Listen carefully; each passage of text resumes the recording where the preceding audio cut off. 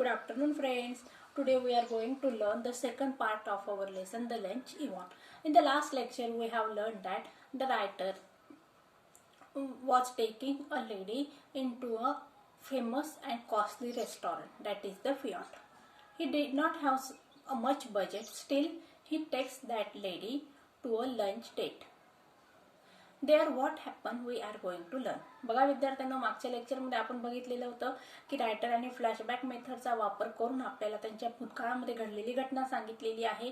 Writer ज्यावेळेस सुरुवातीला पुस्तक लिहायला लागलेले होते त्यावेळेस त्यांचं जे एक फॅन होता, त्या लेडी फॅन होती. त्या लेडी फॅनने काय केलं तर रायटर यांना पहिलं लेटर लिहिलं की तुम्ही छान पुस्तक लिहितात वगैरे.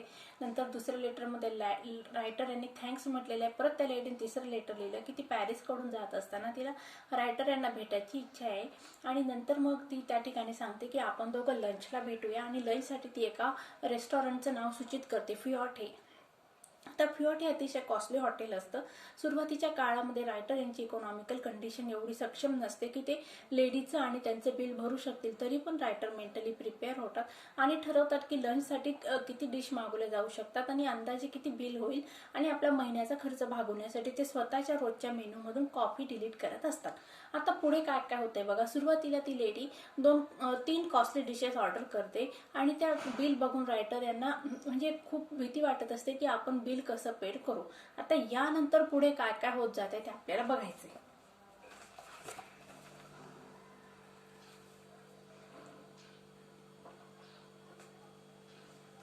We waited for asparagus to be cooked. Panic seized me. It was not a question now of how much money I should have left over for the rest of the month, but whether I had enough to pay the bill.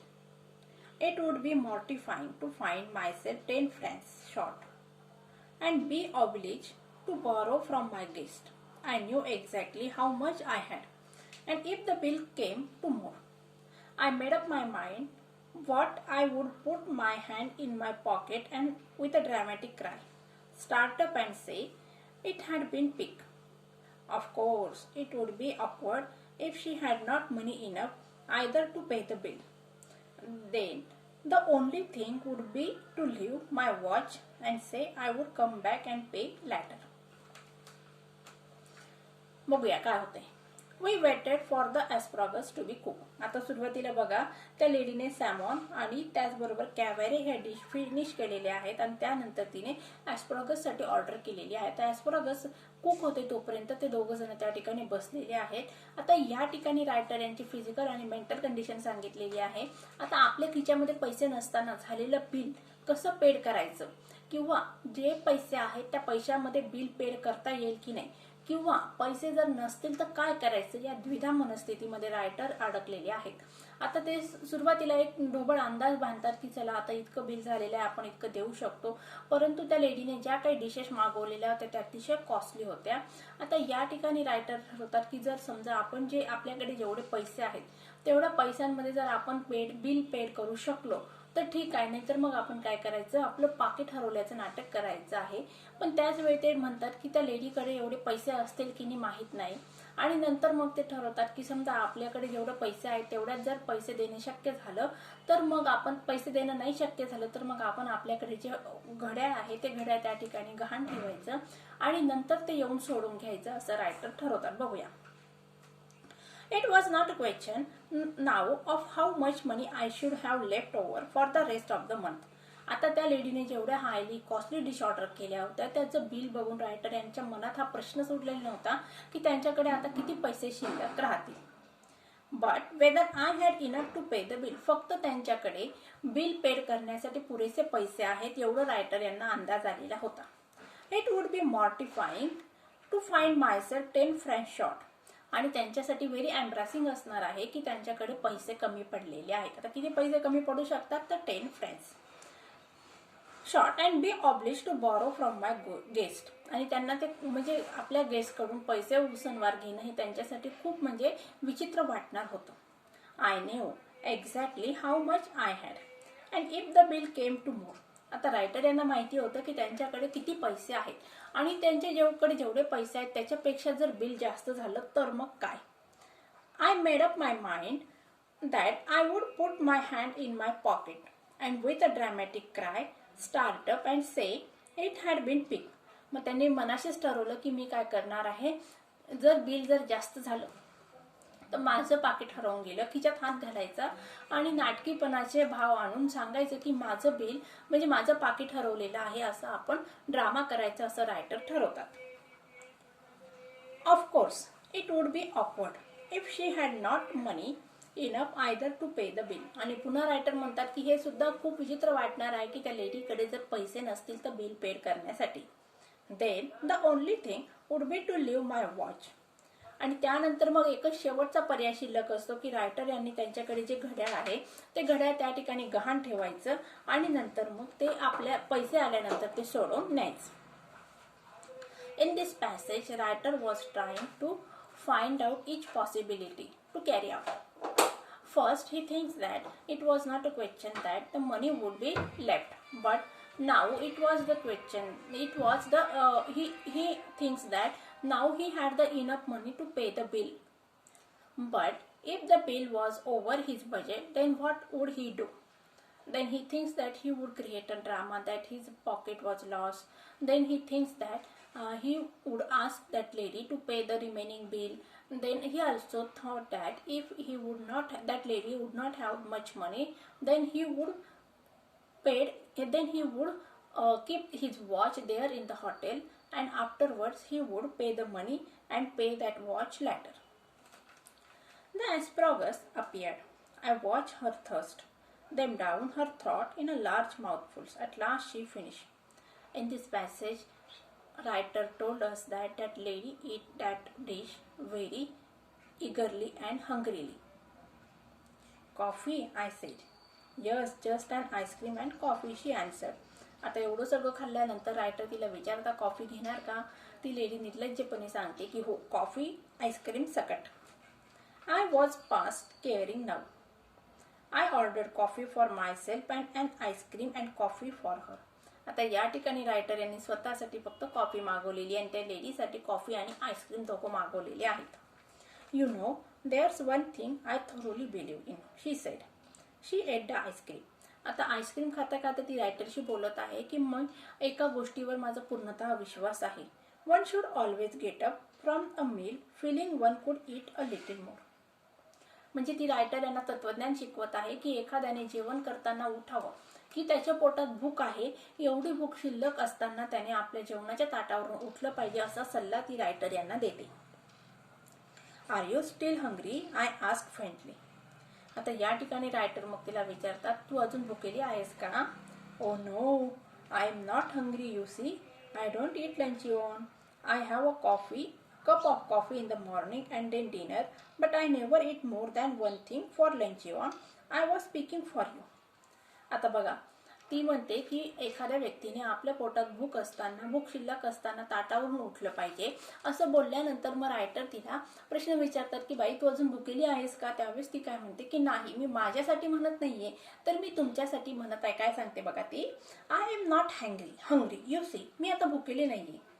I don't eat lunch on. मी lunch म्हणजे लंचमध्ये इतकं काही जास्त खात नाही. I have a coffee in the morning and then dinner. ती काय सांगते, मी सकाळी कॉफी घेते म्हणे आणि नंतर डिनर घेते. But I never eat more than one thing for lunch on. आणि लंचला मी एका गोष्टीपेक्षा किंवा एक जे अन्न आहे किंवा एकच डिश प्रेफर करते. I was speaking for you. आणि ती काय सांगते बघा, मी तुझ्याबद्दल बोलत आहे. म्हणजे तिला असं सांगायचं की जेवढ्या या डिशेस आहेत तेवढ्या डिश रायटरने फिनिश केलेल्या आहेत आणि रायटर यांनी एवढं जास्त खायला नको पाहिजे असं ती रायटरला सजेस्ट करत आहे. Oh I see. Then a terrible thing happen. आता एवढं सगळं झाल्यानंतर एक अजून भयानक गोष्ट घडलेली आहे.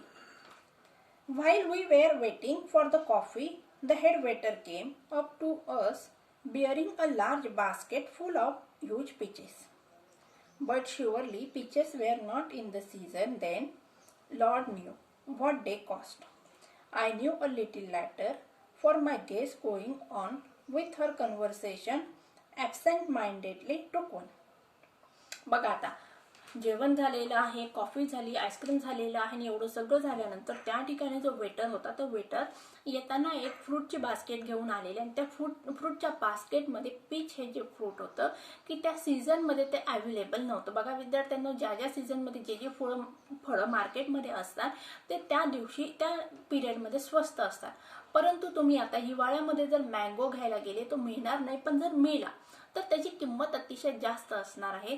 त्याचप्रमाणे त्या फियोट हॉटेलमध्ये पीच हे फळ त्या ठिकाणी अवेलेबल होतं आणि रायटर यांना खात्री होती, शुअर होते की त्या ठिकाणी त्या पीचची किंमत जास्त असणार आहे.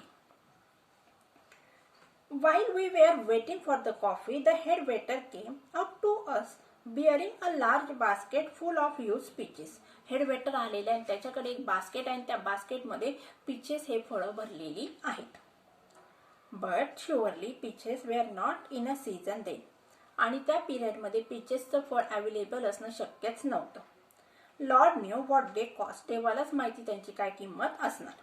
I knew a little later for my guest going on with her conversation absent mindedly took one. आता रायटर काय सांगत आहे, मला नंतर लक्षात आलं की आमचं जे कन्व्हर्सेशन चालू होतं ते कन्व्हर्सेशन चालू असताना विदाउट पेइंग अटेन्शन, कुठल्याही प्रकारे ॲबसेंट माइंडेडली म्हणजे काय, विदाउट पेइंग एनी अटेन्शन, गेस्टने काय केले ते फ्रूट पण एक उचललेलं आहे. You see, you have fill your stomach with a lot of meet.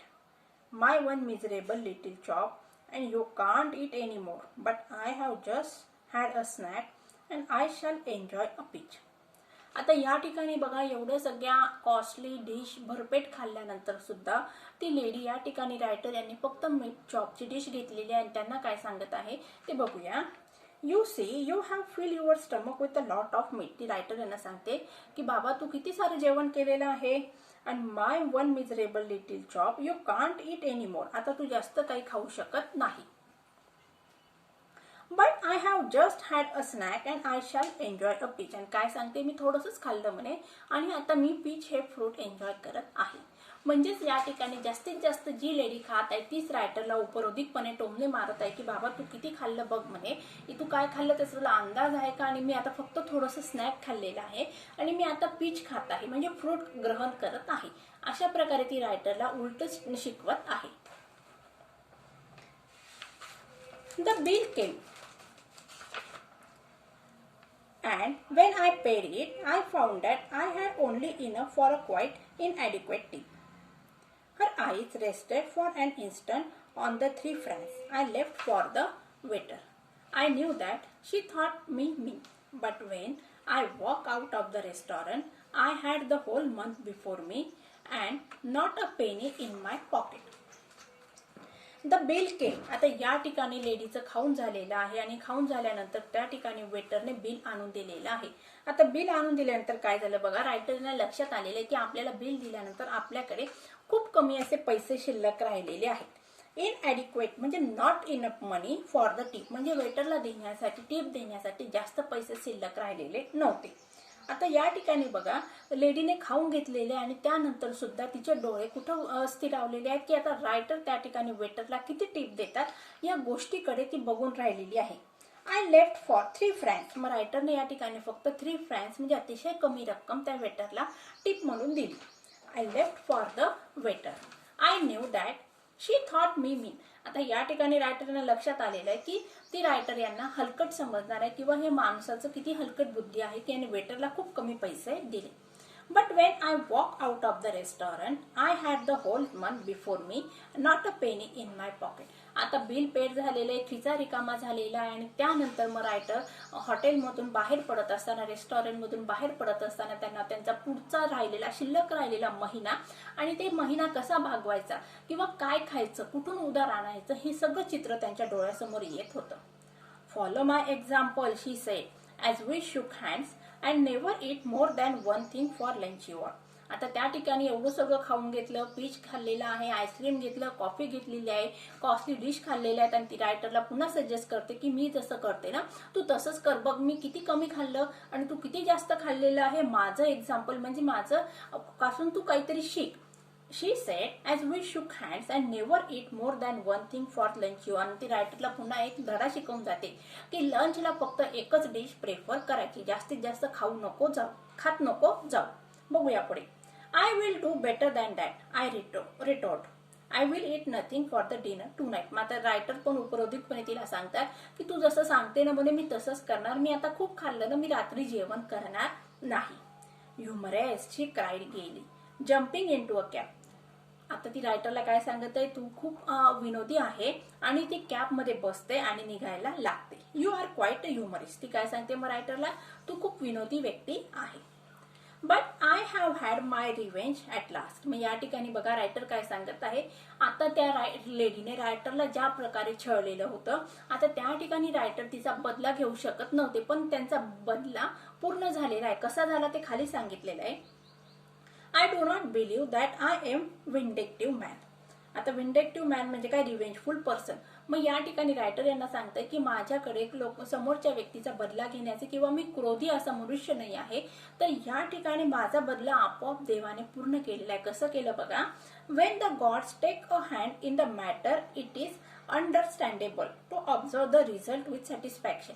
मग या ठिकाणी रायटर काय सांगत आहे, माझ्या केसमध्ये काय झालेलं आहे, देवाला कल्पना होती की मी अतिशय गरीब असा स्वभावाचा व्यक्ती आहे.